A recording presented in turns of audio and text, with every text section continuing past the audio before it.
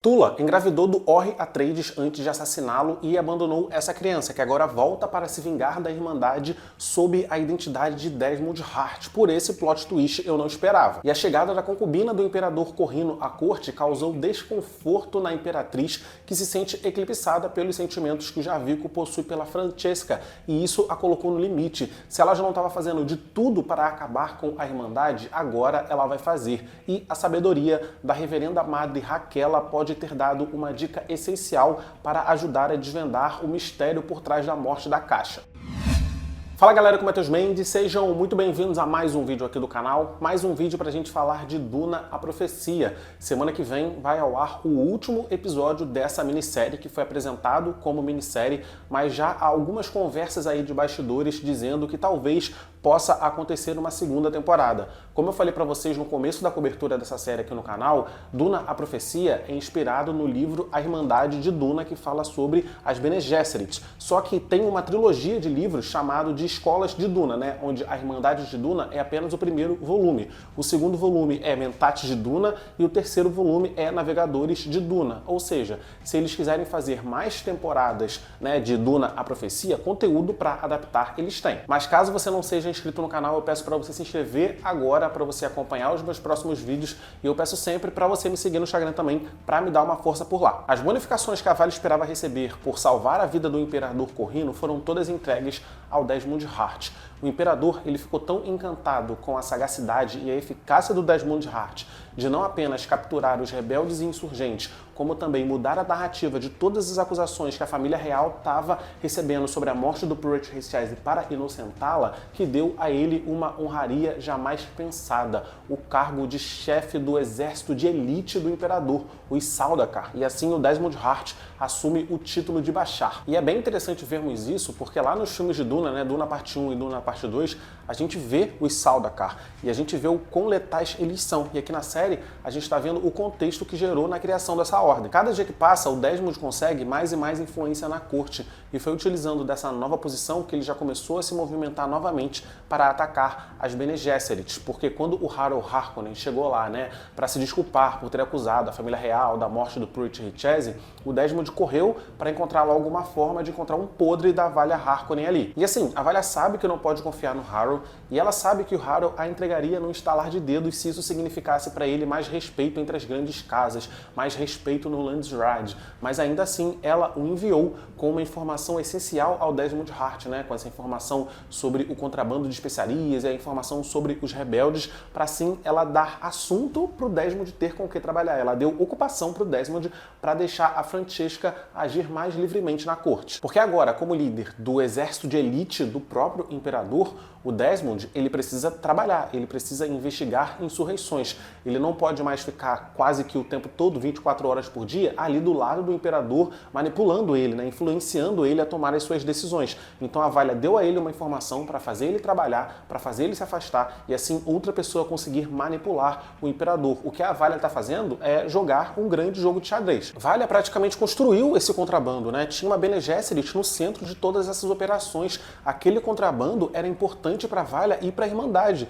mas ela entregou o contrabando, ela sacrificou isso para poder ganhar espaço em um outro lugar. É um jogo de xadrez mesmo, e sem saber, o Desmond entrou no jogo dela. Valia jogou com o Desmond e com o Harold. Ela conseguiu trazer a Francesca para Secusa Selundus, e ela conseguiu fazer com que a Francesca manipulasse o Imperador para colocar o filho dela, né, o Constantine, como líder da frota real. Entretanto, o Desmond não morreu como a Valia esperava que ele morresse, e a Francesca ainda não conseguiu convencer o Imperador a enviar Inês para o Alak 9 para se tornar uma Bene Gesserit. Então eu acredito que nessa rodada aqui a gente pode considerar um empate, e veremos o final dessa partida no episódio da semana que vem. Descobrimos aqui que a Bene Gesserit Francesca, ela é a mãe de Constantine, o filho do Imperador.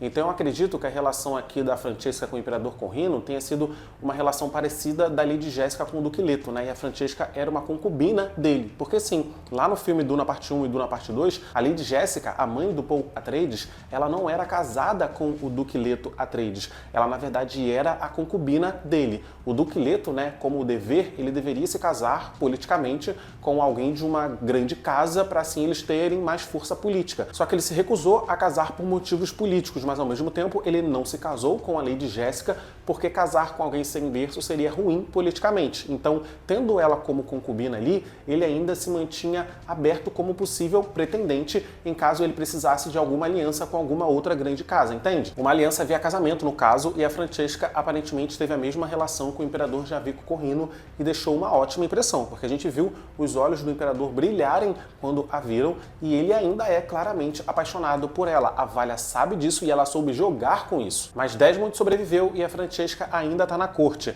A Francesca ainda não finalizou a sua missão, né, que é convencer o imperador a enviar Inês para o Wallach 9, só que agora a missão dela vai ficar ainda mais difícil, porque o Desmond Hart e a Imperatriz estão na corte e estão na corte juntos, decididos a acabar com a Irmandade. A Imperatriz Natália se sente extremamente ameaçada pela Francesca porque ela sabe que o amor que o Javico tem pela Francesca, ele nunca teve por ela. Então naquela cena do jantar com a Francesca ali na mesa, sentada, completamente confortável com a família da Imperatriz, para ela foi o fim do mundo. Eu nem me surpreenderia se a Natália tentasse matar a Francesca com as próprias mãos, sabe? Se tentasse envenenar a Francesca, algum atentado contra a vida dela, porque essa mulher, ela tá se sentindo acuada e ela é perigosa. Nesse momento, a Imperatriz é capaz de qualquer coisa. E foi bem interessante a gente ver a conversa da Francesca com o Constantine aqui nesse episódio.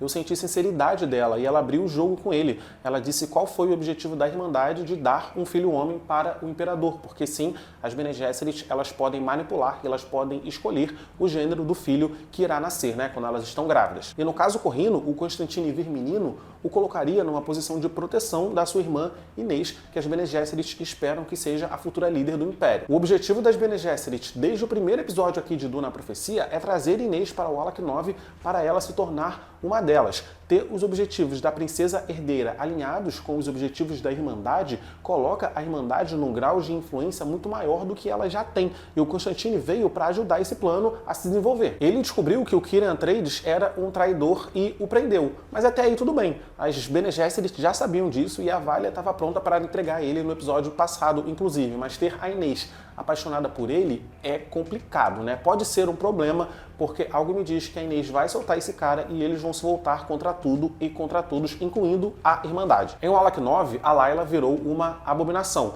E a gente já falou aqui no canal várias vezes do conceito de abominação dentro desse universo de Duna, né?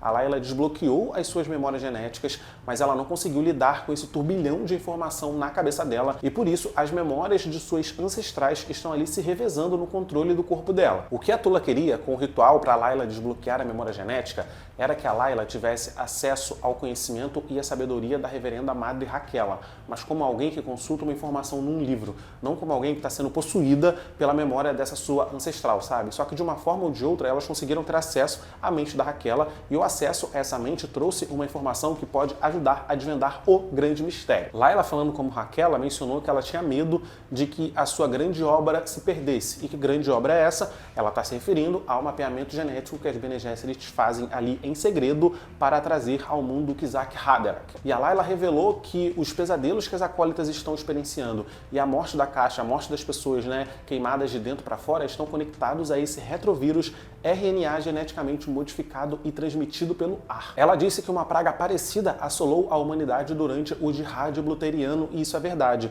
Durante lá a guerra, né, da humanidade contra as máquinas pensantes, as máquinas pensantes criaram uma arma biológica para devastar a humanidade e funcionou por muito tempo, mas depois do fim da guerra, essa praga foi gradualmente se extinguindo porque precisava desse controle centralizado das máquinas pensantes. Se o que aconteceu com a Caixa e o Pruitt tem similaridades com essa praga antiga das máquinas pensantes, a gente pode concluir que sim, o Desmond Hart ele foi alterado geneticamente com tecnologia proibida. E o poder que ele mostra na série não é ele queimando de verdade uma pessoa de dentro para fora, sabe? As pessoas já estão infectadas pelo vírus. O que ele faz é ativar esse vírus. Se o Desmond morrer, o pesadelo e as mortes vão parar de acontecer, porque não vai ter ninguém para ficar dando ali input nesse vírus, sabe? Então o que eu falei na análise do episódio passado, que era o Desmond mexendo com a cabeça das acólitas, está confirmado. E a gente tinha visto isso, né? Lá na cena do Landsraad, a gente viu aqueles olhos azuis dentro da mente do Desmond. E esses olhos azuis que remetem a gente à inteligência artificial e à tecnologia proibida. Ou seja, mais evidências de que aquela cicatriz enorme que ele tem nas costas seja fruto de tecnologia proibida. Pode ser que tenham tirado, sei lá, parte da coluna dele, parte de algum órgão dele e substituído por um robô. E aí a união, né, de tecnologia proibida, dessa operação que fizeram com o Desmond Hart, com a especiaria que ele teve do encontro com o Shai Hulud, que transformou ele nessa pessoa super poderosa que a gente está assistindo. Teve uma inscrita aqui do canal, a Isabela, que comentou lá no vídeo anterior que era a acólita que não estava tendo os sonhos, a irmã Jane, a responsável por fazer todas as outras terem pesadelos, mas parece que não é isso. Entretanto, a Jane, ela pode ser muito importante sim, porque se o que está fazendo elas terem esses pesadelos, né, as pessoas morrerem, é um vírus transmitido pelo ar e ela aparentemente é imune a esse vírus, as Bene Gesserit podem utilizar o material genético dela para criar uma vacina contra o Desmond Hart. E assim, o Desmond Hart, ele vai perder o seu maior poder, que é mexer com a cabeça das pessoas e matar as outras pessoas com esse vírus, né, ativando esse vírus que queima as pessoas de dentro para fora. Bem interessante isso, eu quero ver como que isso vai se desenrolar no próximo episódio. Durante o tratamento da Layla, a irmã Jane pergunta para Tula, né,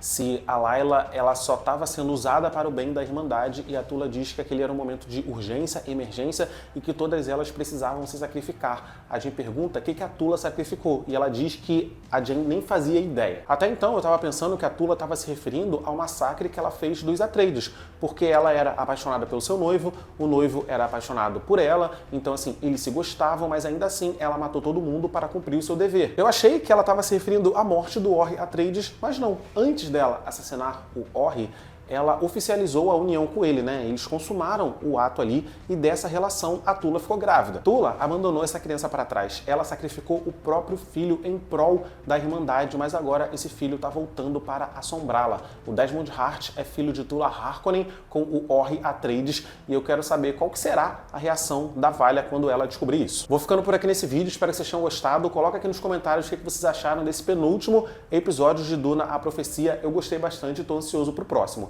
Clica nos meus vídeos que estão aparecendo aqui do lado para assistir os meus vídeos anteriores, compartilha o vídeo com seus amigos que estão assistindo a série, me segue no Instagram, por favor, porque isso me ajuda pra caramba também. É isso, tchau e até o próximo vídeo.